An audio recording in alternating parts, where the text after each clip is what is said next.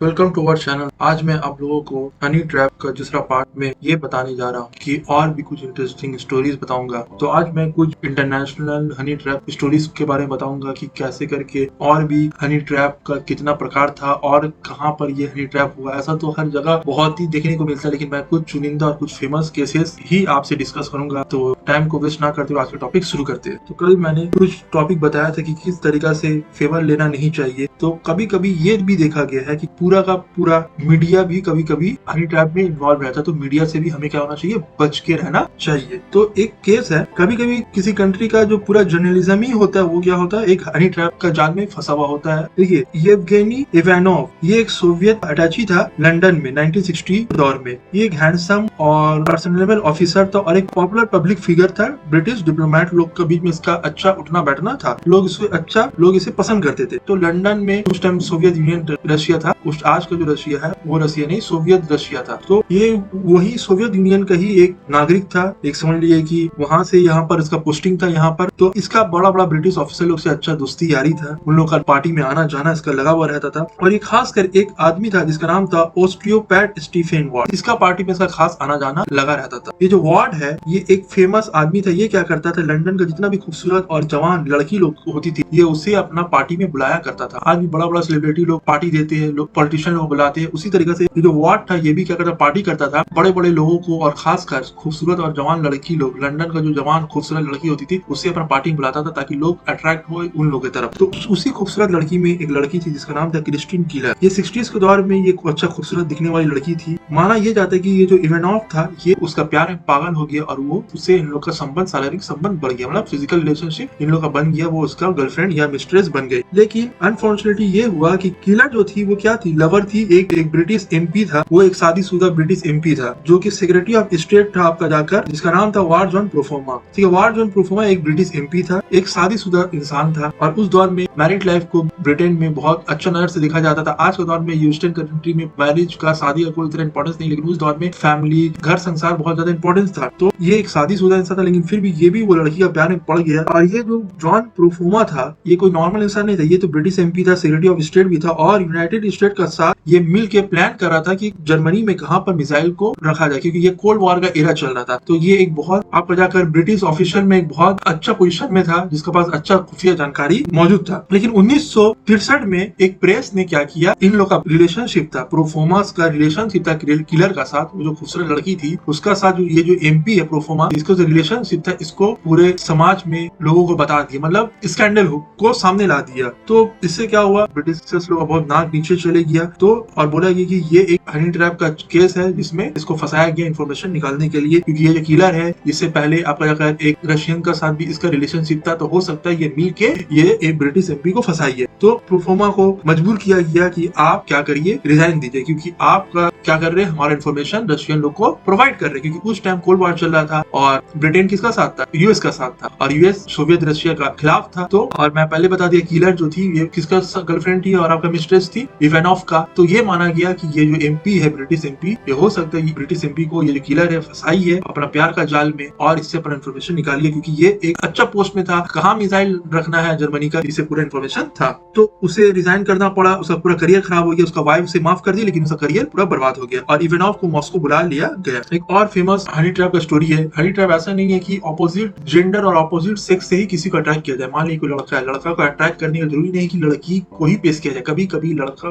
को इंटरेस्ट लड़का में ही रहता है। तो जरूरी नहीं कि हेटेरोसेक्सुअल होना चाहिए। जो हनी ट्रैप जरूरी नहीं है कि हेटेरोसेक्सुअल होता है, कुछ केस में होमोसेक्सुअल भी हनी ट्रैप देखा गया है। तो ऐसे ही एक केस है आपका जाकर होमोसेक्सुअल हनी ट्रैप का एक केस है। देखिए, ये एक ट्रेजेडी स्टोरी है जेरेमी वुल्फेंडेन का। ये एक लंदन डेली टेलीग्राफ जो मॉस्को से छपता था 1960s। बहुत सारा न्यूज़पेपर होता है, बहुत सारा कंट्री में छपता है। तो डेली टेलीग्राफ का ये उसमें काम करता था आपका जाकर मॉस्को में 1960s के दौर में। वुल्फेन को माना जाता है कि ये जो था केजीबी जो था, केजीबी आपका जाकर जैसे इंडिया का रॉ सीक्रेट एजेंट है, होता है ना कि अमेरिका का CIA है, इसराइल का मोसाद है, पाकिस्तान का ISI है, उसी तरीका से रशिया का जो सीक्रेट एजेंसी है उसका नाम है केजीबी। तो बोलता था, बोला था कि ये केजीबी का तरफ से जासूसी करता है। इसको बहुत अच्छा रशियन बोलने आता था और ये गे था। तो इसको जब अपॉर्चुनिटी मिला, जो केजीबी था उसने क्या किया, केजीबी लोग सबसे पहले इसको फंसाया, क्योंकि ये लंदन का जो डेली टेलीग्राफ है उसमें काम करता था। इसे केजीबी ने फंसाया। तो ये लोग लड़का से प्यार होता है तो केजीबी अपना आदमी लोग को सेटिंग किया और बोला उल्टन जो है उसका आप तस्वीर लीजिए, मतलब की न्यूड फोटो लीजिए और उसे ब्लैकमेल करिए और ये बोलिए कि अगर तुम हम लोग का तरफ से जासूसी नहीं करोगे तो हम ये जो फोटो है सबको, तुम्हारा जितना एम्प्लॉयर है, तुम्हारा जो मालिक, उसको ये फोटो दे देंगे और तुमको जॉब से हाथ धोना पड़ेगा। तो इसे बोला गया कि तुमको मॉस्को का तरफ से वेस्टर्न कम्युनिटी यानी कि जो ब्रिटेन है,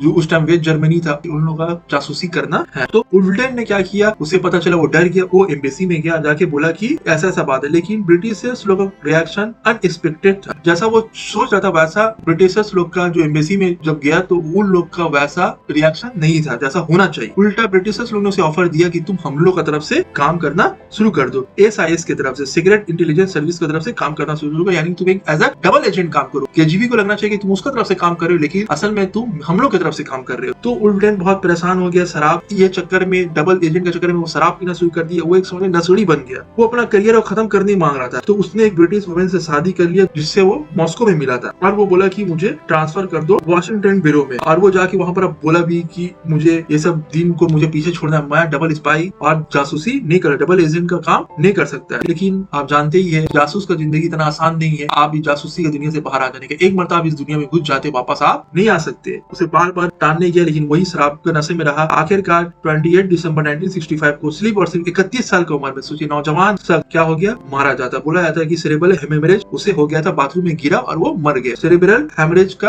आपका जाकर बहाना दिया गया या सच में उसे सेरेब्रल हेमरेज हुआ क्योंकि उसको टेंशन बहुत हो गया था, बोला बाथरूम में गिरा और वो मर गया। लेकिन उसका दोस्त का दोस्त लोग ये बोलते ये डबल एजेंट के लिए वो मारा, यानी कि एक तरफ केजीबी उसको परेशान कर रहा था और एक तरफ एसआईएस। तो ये दोनों के बीच में ये फंस गया था और ये टेंशन की वजह से ये मारा गया। लेकिन डबल एजेंट जब ये बन गया था, जब लोगों को पता चल ही गया था, बहुत किसी लोगों को पता चल गया था कि यार ये खुद बोलता था कि मुझे परेशान किया रहा दोनों तरफ से, तो कोई भी इसका जो कलीग्स था कोई भी इन्फॉर्मेशन नहीं देता था, ना ही केजीबी की तरफ से कोई इन्फॉर्मेशन मिलता था ना एसआईएस की तरफ से। उल्टा ये दोनों के बीच में ये बेचारा पिस गया था और 31 साल की उम्र में नौजवान इंसान मर गया। देखिए एक और हनी ट्रैप का केस है कि औरत लोगों को फंसाने का, कि जो सिंगल औरत है उसे फंसाया जाए। कि इससे पहले मैंने बताया कि लड़की लोग क्या करती है, लड़का लोग को फंसाती है। लेकिन कुछ केस में अभी एक केस बताऊंगा जहाँ पर लड़की लोग को फंसाया जाता था लड़का लोग के द्वारा। तो देखिए एक ईस्ट जर्मनी का स्पाई मास्टर था जिसका नाम था मार्कस उल्फ। मार्कस उल्फ जो एक फेमस आदमी है, इसका नाम याद रखिएगा। 1950s के दौरान में उल्फ ने क्या किया था, उसने ये देखा कि जो भी शादीशुदा मर्द था वो बहुत तादाद में मारा गया था वर्ल्ड वॉर 2 में, और बहुत सारी जो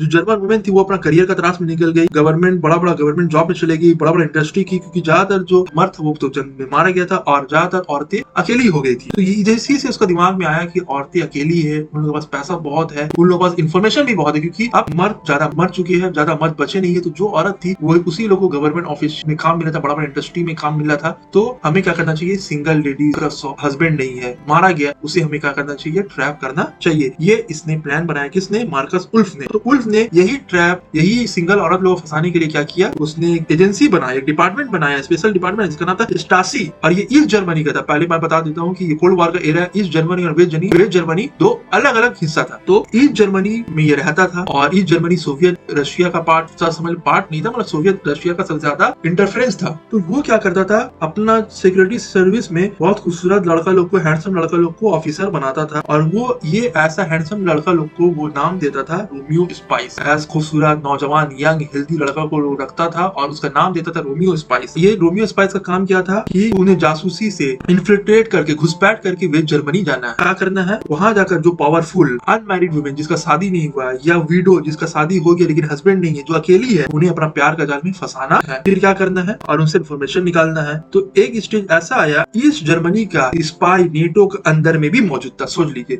इतना, ये जो ईस्ट जर्मनी में ये जो रोमियो स्पाइस था, इन लोग का इतना तादाद फैल गया था कि नेटो का हेडक्वार्टर, नेटो का सीक्रेट मिशन में प्लानिंग क्या हो रहा है वहां तक भी इन लोग का पहुंच हो गया था। कहां पर न्यूक्लियर वेपन को डिप्लॉय करते हैं, ये सब इन्फॉर्मेशन रोमियो स्पाइस का पास था। लेकिन ये जो स्कीम था ये उतना ज्यादा हुआ नहीं। जब वेस्ट जर्मनी को भी जब पता लगने लगा कि हम लोग का कोई जासूसी करा, तो उसने भी वेस्ट जर्मनी में क्या कि काउंटर इंटेलिजेंस ग्रुप बनाया। फिर उन लोग रोमियो जो स्पाई है, उन लोग का हेयर स्टाइल, उन लोग का पहनावा और कपड़ा से पहचानने लगे कि रोमियो स्पाई कौन है। और फिर जब रोमियो स्पाई ईस्ट जर्मनी से वेस्ट जर्मनी इन्फिल्ट्रेट करे, घुसपैठ करके आते थे, कोई लड़की को फंसाते थे या ट्रेन में सफर करते थे, उन्हें रंगे हाथों क्या कर लिया जाता था, पकड़ लिया जाता था। और यहाँ से रोमियो स्पाइस का खात्मा शुरू हो गया। तो जब वेस्ट जर्मनी ईस्ट जर्मनी मिला और जब पता लगा कि बहुत सारे औरतें जो है जासूसी कर रही ईस्ट जर्मनी के लिए, तो उन लोग को सजा हुआ। लेकिन जर्मनी का हमेशा से औरतों की तरफ बहुत ज्यादा नरम तवज्जो रहा है, ज्यादा लोग उतना हार्ड पनिशमेंट नहीं देते, तो कुछ को 5-6 साल का सजा ही हुआ है। और जब वेस्ट जर्मनी ईस्ट जर्मनी जब एक साथ मिल गया और एक जर्मनी बन गया, तो अब कंफ्यूजन था कि